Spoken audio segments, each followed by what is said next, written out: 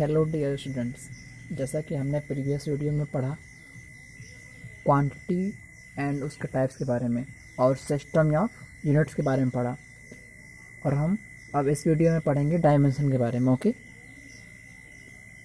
So let's start. जो हमारा topic है वो है डायमेंशन।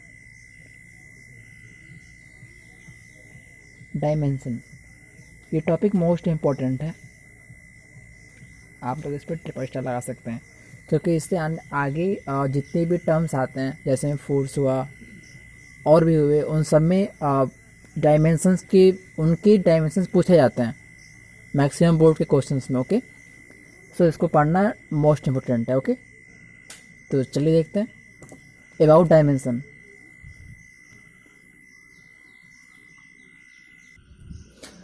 डायमेंशंस रियलिटी में क्या होती हैं? ये फंडामेंटल प्रॉपर्टीज़ की पावर्स होती हैं। हम इसको कह सकते हैं कि dimensions are the power to which fundamental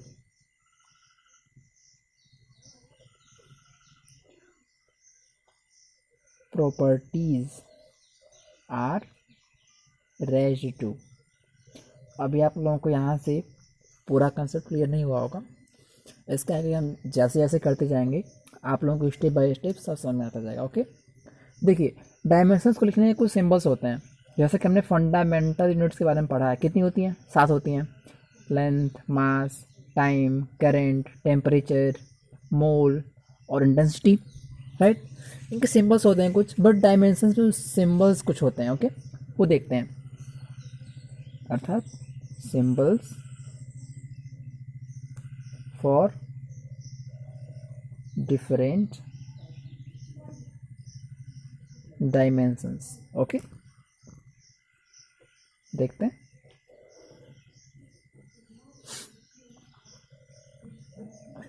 जैसे मैं क्या बोला, लेंथ होता है ना, लेंथ होता है, लेंथ के लिए क्या होता है सिंबल? एल लिखते हैं। Okay, capital L. Time, time के लिए कैपिटल टी। मास, मास के लिए कैपिटल एम। करंट, करंट के लिए कैपिटल ए। टेम्परेचर,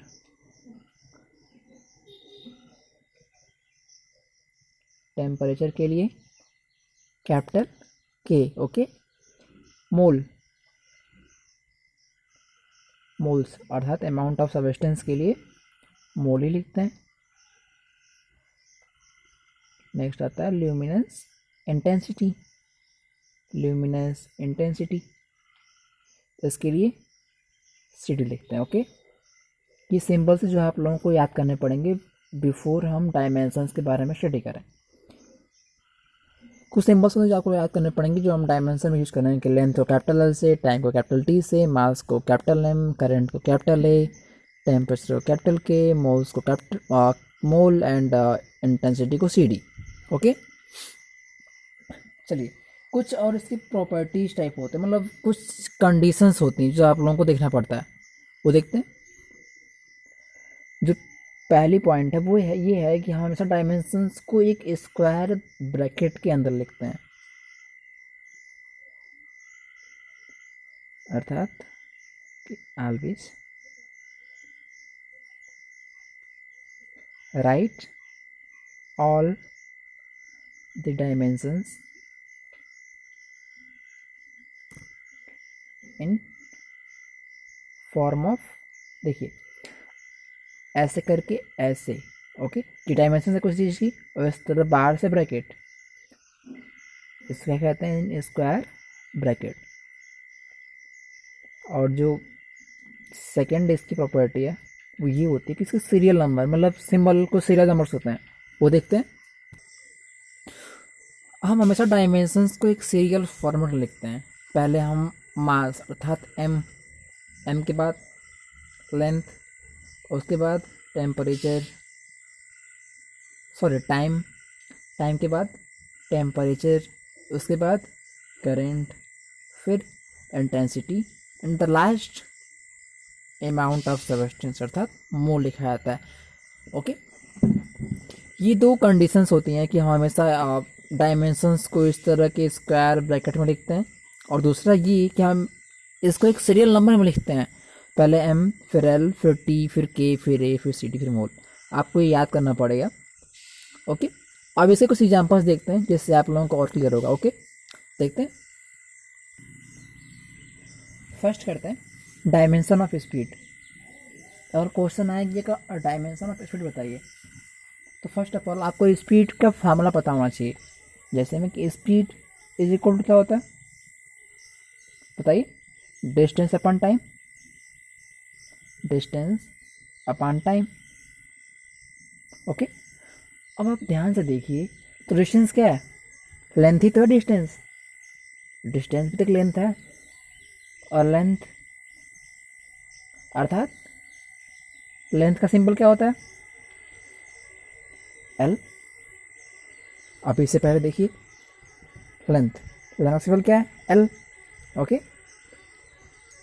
देखिए एल, और टाइम, टाइम तो पता है कैपिटल टी, तो ये क्या हुआ, एल टी -1। क्या ये करेक्ट वे है, नहीं, ये डायमेंशनल इक्वेशन का करेक्ट वे नहीं है। तो आइए देखते हैं इसका करेक्ट वे है क्या। तो हमें पता है करेक्ट वे कैसे है, अगर हमें ऐसा लिखना है तो पहले m लिखते हैं, फिर l, फिर t लिखना पड़ेगा, राइट। और ब्रैकेट में तो पहले आएंगे ब्रैकेट m l t -1। यहाँ पे तो m कुछ है ही नहीं है, अर्थात m पे 0 है, l पे 1, t पे -1। तो ये क्या हुआ, ये हुआ डायमेंशन ऑफ स्पीड। ओके, आगे देखते हैं डायमेंशन ऑफ वॉल्यूम निकालना हो तो उसके लिए हमें वॉल्यूम का फार्मूला पता होना चाहिए। तो जैसा कि हम जानते हैं कि वॉल्यूम इक्वल टू क्या होता है, length into breadth into height. अब देखिए लेंथ क्या है, लेंथ अर्थात capital L, symbol capital L. Breadth, breadth क्या है, चौड़ाई, और ये तो डिस्टेंस ही है, चौड़ाई। लेंथ, ब्रेड्थ और हाइट तीनों तो रियलिटी में एक डिस्टेंस ही ना है, तो डिस्टेंस के लिए एल ही तो होता है, तो ये भी एल हो जाएगा और ये भी एल हो जाएगा, अर्थात एल पे cube, right. Volume is equal to L पे क्यूब। बट क्या ये करेक्ट वे है, नहीं है। तो करेक्ट वे क्या है, एम एल टी फॉर्म में, square bracket M L T, L पे 3, ना तो यहाँ पे एम पे कुछ है और ना टी पे कुछ है, अर्थात एम पे भी 0 है और टी भी 0। तो जैसे यहाँ पे ये आंसर है वैसे यहाँ पे ये हुआ, राइट। नेक्स्ट करें, नेक्स्ट सेम ऐसे अगर आप लोगों ने अब तक ये सब समझ लिया है तो ये करना आसान है, सिंपल है। जैसे हम एरिया का फॉर्मूला जानते हैं कि एरिया इज इक्वल टू क्या होता है बताइए, length into breadth, length capital L अर्थात एल स्क्वायर। बट ये रॉन्ग वे है, करें कैसे, square bracket M L T, L पे पावर 2, एम पे भी कुछ नहीं है, टी भी कुछ नहीं है, तो एम पे भी 0 और टी भी 0। ओके, इसके क्वेश्चन सॉल्व करने के लिए आपको इसका बेसिकली फार्मूला पता होना चाहिए। जिसका भी दे, जैसा भी पूछे उसका फार्मूला आपको बताना। जैसे स्पीड था तो क्या होता है, डिस्टेंस अपॉन टाइम। वॉल्यूम क्या होता है, length breadth into height. Area क्या होती है, length into breadth. Temperature gradient. अगला करते हैं, ये देखिए इसका फार्मूला,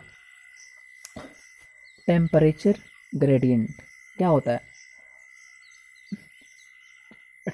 टेम्परेचर अपान डिस्टेंस कर देंगे। ओके,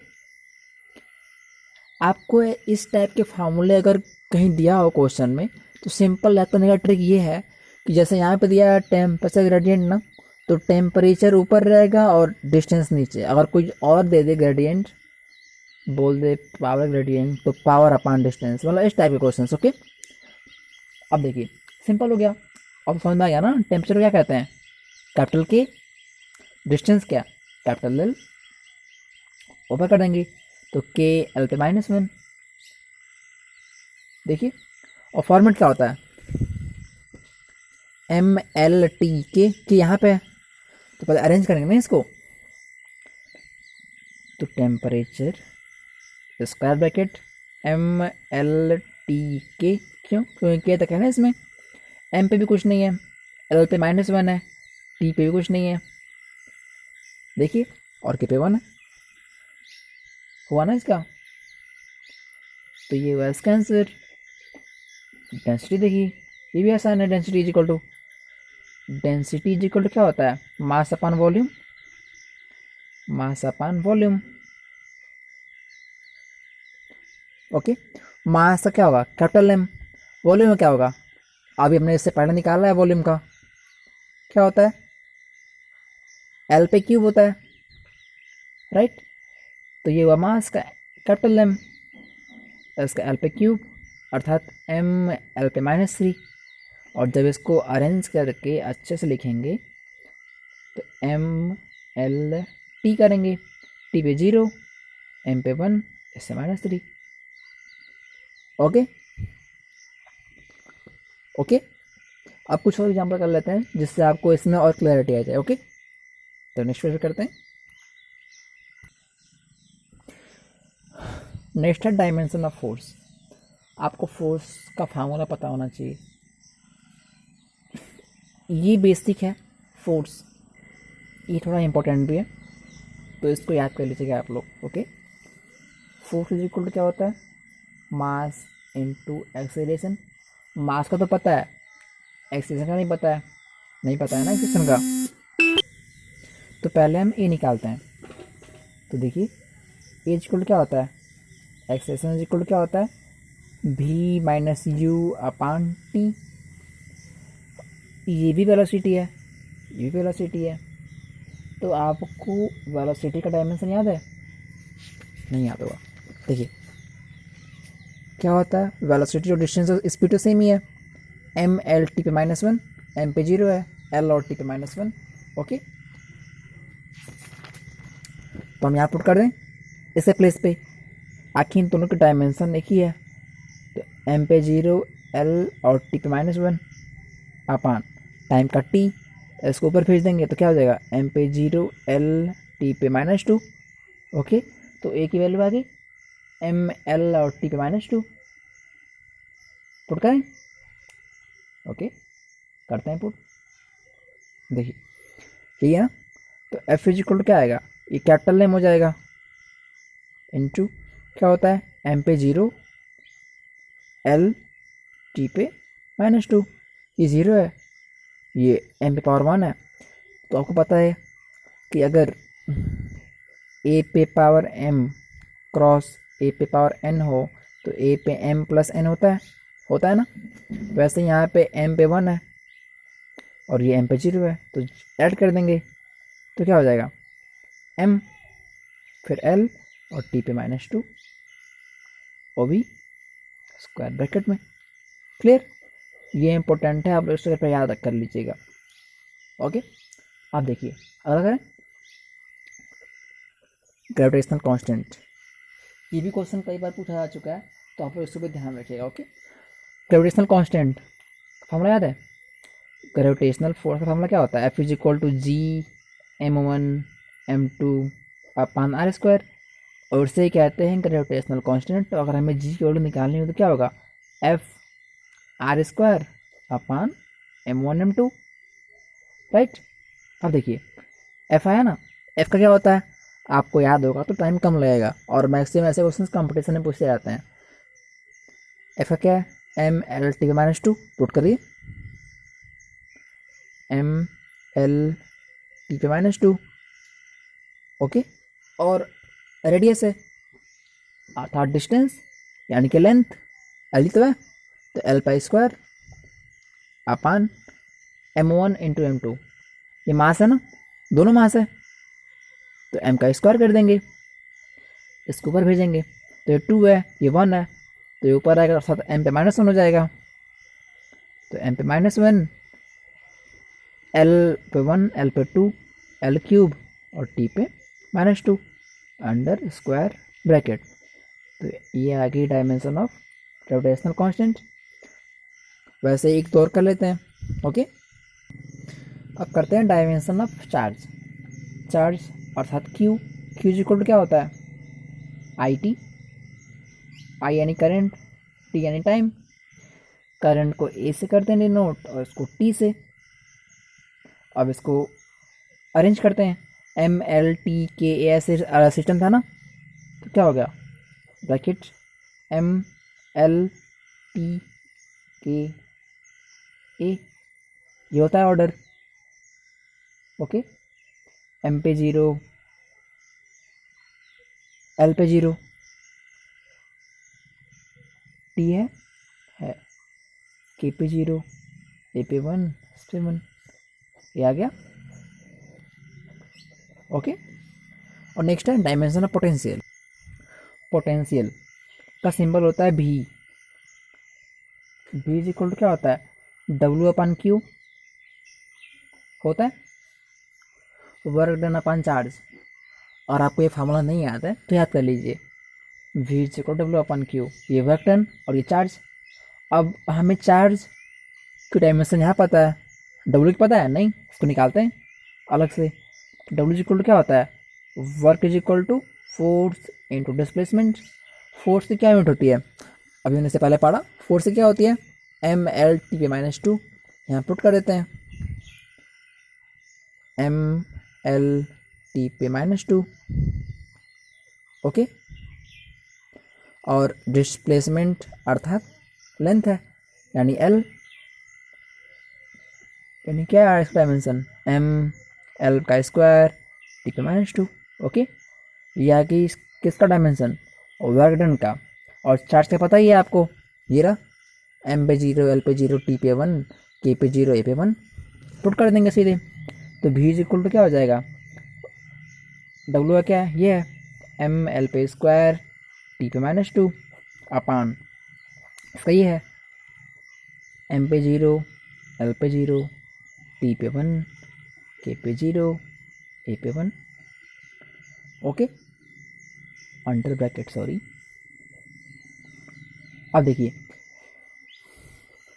क्या आएगा, एम पे 1, एम पे 0, तो जब ऊपर का तो माइनस हो जाएगा, तो 1 - 0 अर्थात बस 1 बचेगा, तो एम, ये एल पे 2, एल पे 0 अर्थात एल पे स्क्वायर रहेगा वैसे ही, ये ऊपर करेंगे तो -1 हो जाएगा, ना -1, ऊपर करने पर -1 हो जाएगा। तो जब दोनों को ऐड कर देंगे तो कितना आएगी, कितनी वैल्यू आएगी, -3, तो टी पे -3 और के पे तो 0 रहेगा, नो इफेक्ट, और ए पे -1। तो ये आ गया आपका पोटेंशियल का डायमेंशन। ओके, एक और कर लेते हैं,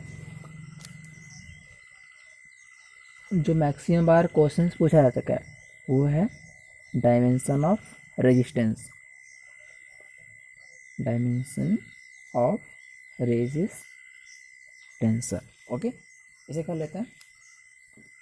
कौन पता है, आर इज इक्वल टू क्या होता है, R is equal to V upon I, potential difference upon current, और वी का आपने निकाला है एम एल पे स्क्वायर टी पे -3, के पे 0, ए पे -1। ओके, और आगे क्या होता है, करंट का ए ही तो होता है ना। अब देखिए ये ए है, ऊपर कर देंगे तो -1 -2 हो जाएगा, इतना हुआ। सब आगे करेंगे सॉल्व, इसको कितना होगा, ये ए उधर का -2 हो जाएगा, तो एम एल पे 2, टी पे -3, के पे 0 और ए पे -2। तो यह है आपका रेजिस्टेंस का। अगर इसी तरह आपको और अगर किसी भी क्वेश्चंस का कोई भी डायमेंशन किसी भी इक्वेशन का या फिर किसी फार्मूला का पूछे तो आप ऐसा निकाल सकते हैं। ओके, डायमेंशन निकालना आई होप आप लोगों ने सीख लिया होगा। बस आप लोगों को फार्मूला याद होना चाहिए कि फोर्स का या फिर किसी भी क्वांटिटी का या किसी भी टर्म का फार्मूला क्या है। ओके, जैसे हमने अभी तक 10 एग्जाम्पल करे, इसमें रेजिस्टेंस का किया, पोटेंशियल का किया, चार्ज का किया, ग्रेविटेशन का किया, फोर्स का किया, डेंसिटी किया, टेम्परेचर ग्रेडियंट किया, एरिया किया, वॉल्यूम किया और स्पीड किया। ओके, तो हमने इस वीडियो में डायमेंशन के बारे में पढ़ा और कुछ एग्जाम्पल सॉल्व किया। अब इसकी नेक्स्ट वीडियो में हम करेंगे डायमेंशन के यूज़ क्या होते हैं, वो भी एक इम्पॉर्टेंट फैक्टर है। तो आप लोग नेक्स्ट वीडियो को देखना ना भूलिएगा। Till then thank you.